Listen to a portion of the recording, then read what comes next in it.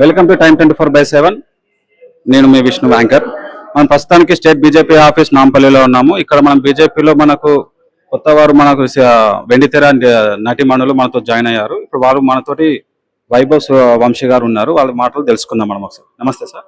నమస్తే, జై శ్రీరామ్, భారత్ మాతా కీ జై. నేను వైభవ్ సూర్య, బీజేపీ సినిమా సెల్ కో కన్వీనర్ని. ఈరోజు అధ్యక్షులు రామచంద్రరావు గారి అధ్యక్షన చాలా మంది ఆర్టిస్టులు, టీవీ అండ్ సినిమా కళాకారులు ఆల్రెడీ ఉన్నారు, పెద్ద పెద్ద వాళ్ళు ఉన్నారు. ఇవాళ కొంతమంది జాయిన్ అయ్యారు. ఆ జాయిన్ అయిన వాళ్ళందరికీ ఒకసారి మళ్ళీ భారతీయ జనతా పార్టీ తరఫున కృతజ్ఞతలు అండ్ వెల్కమ్. ఇప్పుడు మన బీజేపీ ప్రభుత్వం మొన్న జరిగిన ఎలక్షన్ లో చూసుకున్నట్లయితే చాలా ప్లేస్మెంట్ స్టేట్లలో మనకు రావడం జరిగింది. ఇప్పుడు మన రాబోయే కార్పొరేట్ ఎలక్షన్స్ లో కానీ మన ఎలక్షన్ లో కానీ మన తెలంగాణ స్టేట్ లో బీజేపీ గురించి అసలు మీరు ప్రజలకు ఎలాంటి సందేశాలు ఇవ్వాలనుకుంటున్నారు? అఖండ్ భారత్, శ్రేష్ఠ భారత్.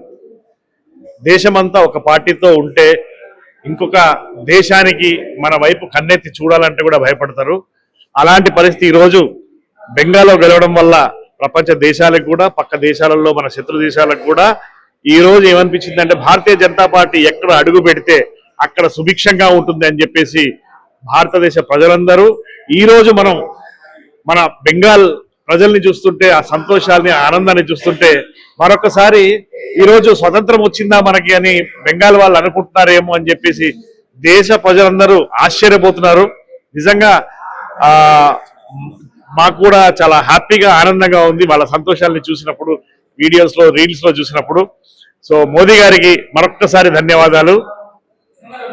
అప్కమింగ్ మన కార్పొరేషన్ ఎలక్షన్ లో మన తెలంగాణ స్టేట్ ప్రజలకు, మన హైదరాబాద్ జిహెచ్ఎంసీ ఎలక్షన్లకు, రాబోయే ఎలక్షన్లకు మీరు ప్రజలకు ఇస్తున్న సందేశం?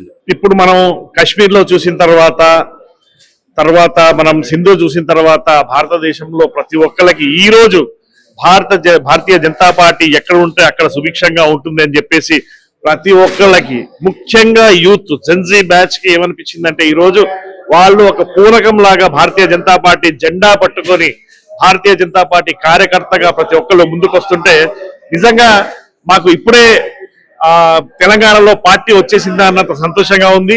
భవిష్యత్తులో డెఫినెట్ గా మోదీ గారు చెప్పినట్టు నెక్స్ట్ టార్గెట్ తెలంగాణ.